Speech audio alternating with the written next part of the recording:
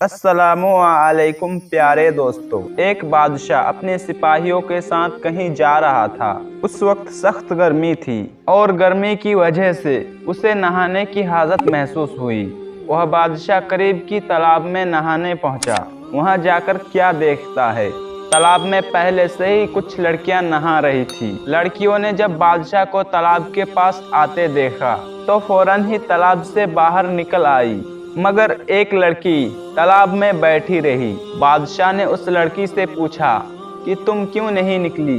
लड़की ने शर्माते हुए कहा, मैं बेलिबास हूँ, मेरे कपड़े तालाब के बाहर पड़े हुए हैं। लड़की की मुंह से यह बात सुनकर बादशाह की शैतानी हवस जाग उठी। बादशाह ने कहा कि मैं बादशाह होने के नाते मैं तुम्हें हुक्म देता हूँ कि तुम बिना लिबास के तालाब से बाहर आ जाओ, मैं तुमको देखना चाहता हूँ। लड़की बादशाह की हुक्म सुनकर परेशान हो गई। बादशाह ने गौर किया कि जो लड़की बिना लिबास के तालाब में नहा रही है वह लड़की इन सब लड़कियों से ज्यादा खूबसूरत है। फिर से बादशाह ने कहा कि तुम बिना लिबास के मेरे सामने पानी से बाहर आओ, अगर तुम मुझे पसंद आई तो मैं तुम्हें महल में ले चलूंगा और अपनी कनीज बना लूंगा। लड़की ने देखा कि बादशाह किसी भी हाल में जान छोड़ने के लिए तैयार नहीं है। लड़की ने कहा कि बादशाह सलामत, आपके लिए मेरा सब कुछ हाजिर है, लेकिन यहाँ पर मेरी सहेली भी है और आपकी सिपाही भी। मुझे बिना लिबास के देख लेंगे तो मैं बादशाह सलामत के लायक ना रहूंगी। अगर आप आज मुझे जाने दे तो कल मैं खुद ही आपके दरबार में हाजिर हो जाऊंगी। लड़की की बात बादशाह के दिल को लगी और वह सिपाहियों को लेकर वहां से चला गया। अगले दिन बादशाह बेताबी से उसका इंतजार करता रहा, लेकिन वह लड़की दरबार में न आई।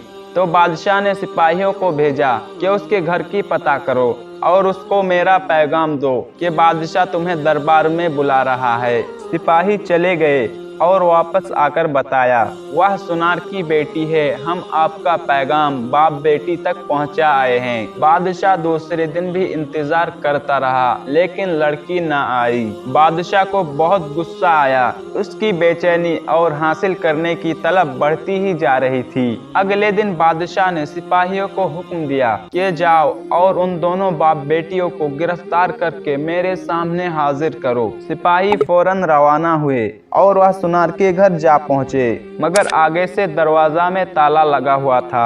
अगल बगल वालों ने बताया कि वह तो कल रात ही घर को छोड़कर चले गए हैं। जब इस बात का इल्म बादशाह को हुआ तो वह गुस्से से पागल हो गया।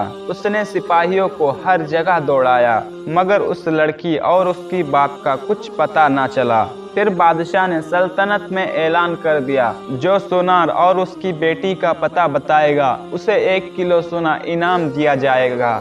लेकिन फिर भी कुछ हासिल ना हुआ। अपनी अगल बगल के रियासतों के हुक्मरानों को खत लिखा और उस लड़की और उसके बाप को ढूंढने का दरख्वास्त करके मदद मांगी, लेकिन वहां पर भी कुछ ना पता चला।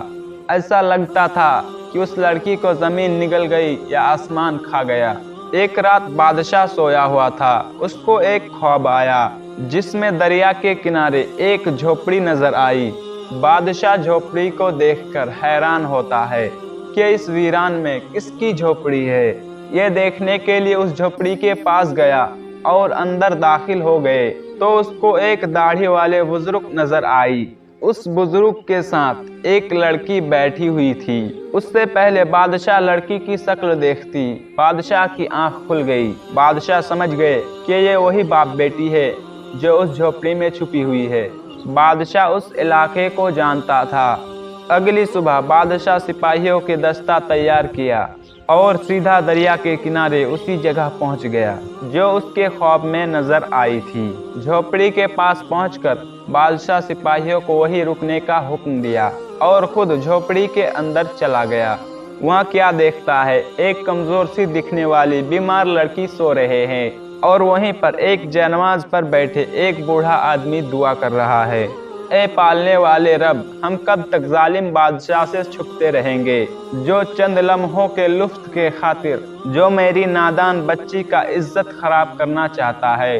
बादशाह फौरन जान गया कि यह वही लड़की है जिसको वह तलाश करते हुए यहाँ तक आया है, लेकिन वह कमजोर और बीमार नजर आ रही थी। اور اس کا باپ کا الفاظ سن کر بادشاہ خود پر قابو نہ رکھ پایا اور اس کے باپ کے پاس بیٹھ کر رو رو کر معافی مانگنے لگے۔ میری وجہ سے آپ پر اتنی مصیبتیں اور تکلیفیں آئی ہے۔